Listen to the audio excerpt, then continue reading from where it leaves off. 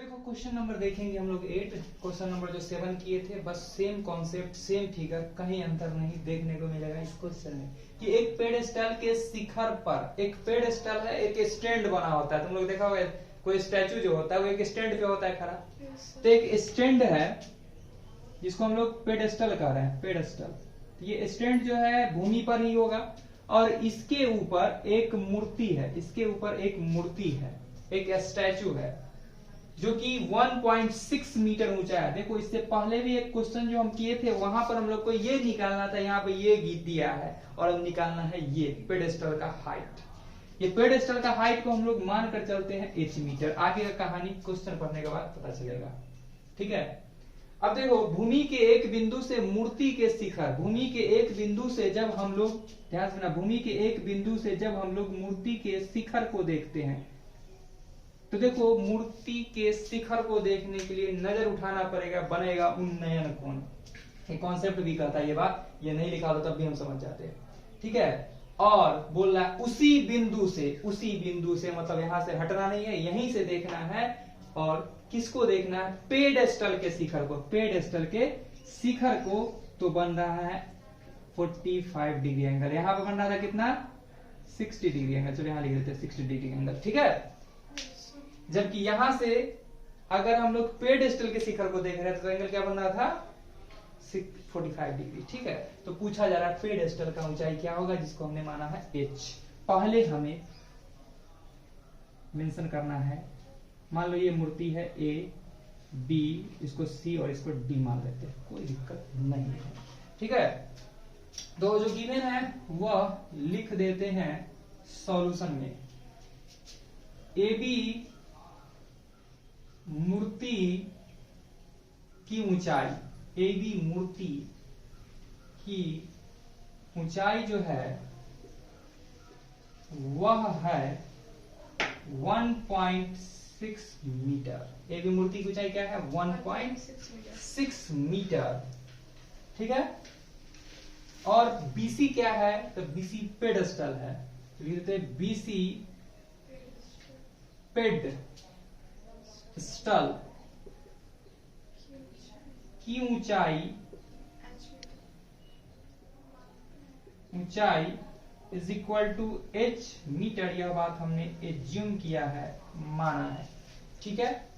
ये लिख दिए हैं, ठीक है। आगे देखते हैं, जो लिखा है ना वही सब चीज लिखते हैं। उन्नयन कोण बोल रहा है कि भूमि के एक बिंदु से मूर्ति के शिखर का उन्नयन कोण, ये बात लिख देते हैं। भूमि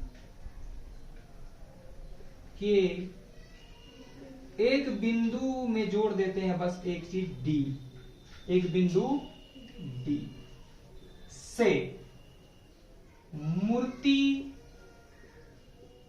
के शिखर का उन्नयन कोण is equal to 60 degree.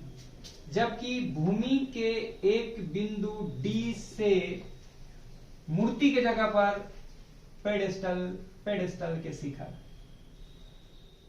Pedestal के शिखर का उन्नयन कोण 45 डिग्री। दिक्कत तो नहीं है। हम चलते हैं छोटा सा ट्रायंगल में, पहले चलते हैं समकोण त्रिभुज। ये समकोण त्रिभुज है क्योंकि खड़ा जो होता है परपेंडिकुलर होता है।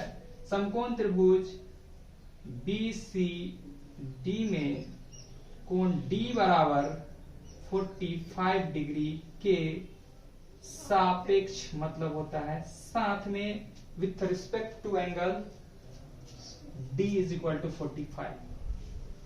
देखो हम लोग को पता है, नहीं पता है, परपेंडिकुलर और बेस की बात करेंगे, परपेंडिकुलर और बेस की बात करेंगे।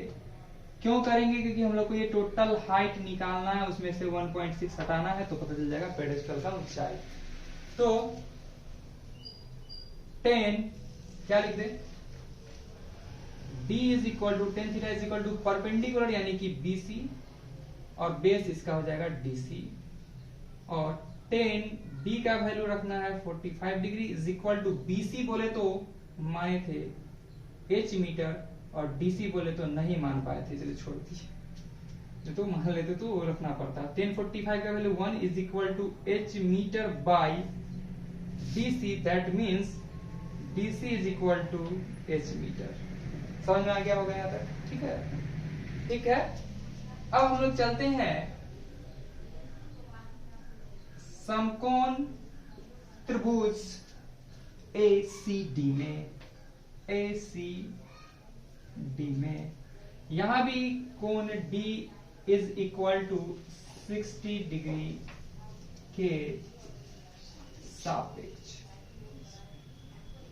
ठीक है, इसके रिस्पेक्ट में चलते हैं तो बोल सकते हैं tan D is equal to tan theta is equal to perpendicular, इसके लिए क्या आ जाएगा AC बाई, यहां भी रखेंगे हम लोग DC, जबकि tan D का वैल्यू है 60 degree is equal to AC के जगह पर हम लिख सकते हैं AB plus BC, AB plus BC by DC as it is रहेगा। tan 60 का value √3 is equal to AB, तो AB बोले तो 1.6 मीटर प्लस BC बोले तो H मीटर बाई DC।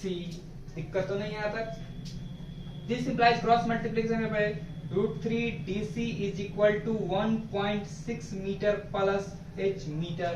अब तुम ध्यान से देखना, इसे इक्वेशन मान लेते हैं हम लोग फर्स्ट, ठीक है, और इसे इक्वेशन मान लेते हैं हम लोग second. From equation first and second DC की जगह क्या पुट किया जा सकता है? H metre. क्या पुट किया जा सकता है? H metre. तो बोल सकते हैं हम लोग समीकरण एक और समीकरण 2 से from equation first and second हम क्या बोल पाएंगे?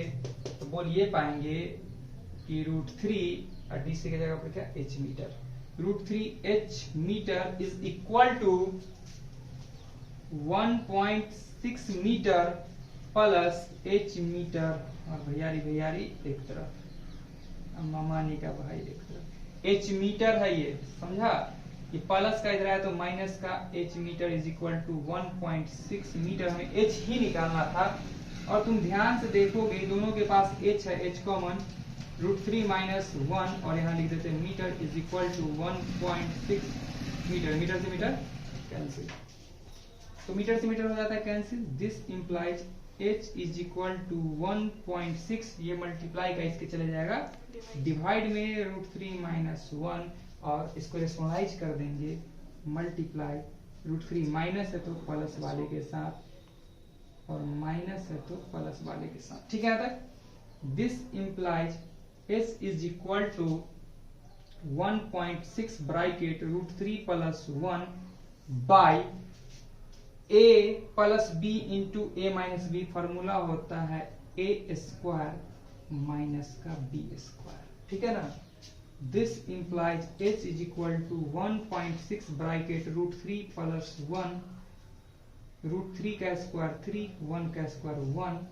तो यहाँ पर हमने देखा H इज इक्वल टू आ जाता है 1.6 ब्रैकेट √3 प्लस 1 बाई 3 में से 1 चला गया तो बन गया 2, और तुम देख सकते हो 2 से ये 0.8 टाइम्स कैंसिल हो जाता है, और H बराबर निकल के आता है 0.8 ब्रैकेट √3 प्लस 1, जो कि हाइट है किस चीज का? तो पेडेस्टल का। किसका हाइट है? पेडेस्टल का।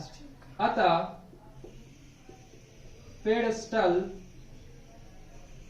BC की ऊंचाई बराबर 0.8 ब्रैकेट √3 प्लस 1, जबकि माना था हमने H मीटर, और H का वैल्यू ये है मीटर, तो माना था यहाँ पुट कर देते हैं। तो इस प्रकार देखा हमने, क्वेश्चन नंबर 8 भी हो जाता है, तो इसको आप कर सकते हो नोट।